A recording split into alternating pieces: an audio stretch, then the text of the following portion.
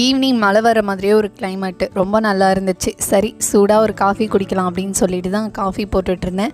வீட்டில் எதுவும் ஸ்நாக்ஸ் செய்யலை. நேற்று வேலையிலேருந்து வரும்போதே கொஞ்சம் ஸ்நாக்ஸ் வாங்கிட்டு இருந்தாங்க பேக்கரியிலேருந்து. சரி அதை வச்சே சாப்பிட்டுக்கலாம் அப்படின்னு சொல்லிட்டு தான் இன்றைக்கி ஒரு சேஞ்சஸ்க்கு ஸ்நாக்ஸு காஃபி எல்லாம் எடுத்துக்கிட்டு மேலே மாடிக்கு போயிட்டோம்.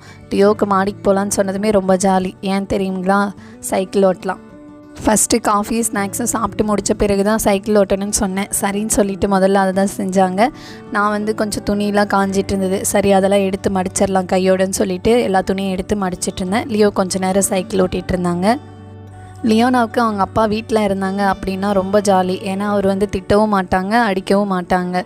நான் ஏதாவது தப்பு செஞ்சால் திட்டுவேன், அடிப்பேன். ஆனால் இதுவும் நல்லது தான். வீட்டில் 2 பேருமே குழந்தைங்களுக்கு ஆப்போசிட்டாக இருந்தோம் அப்படின்னாக்கா ரொம்ப வெக்ஸ் ஆகிடுவாங்க. யாராவது ஒருத்தர் செல்லம் கொடுத்துக்கிட்டு ஒருத்தர் கண்டிப்பாக இருக்கிறது ரொம்ப நல்லது.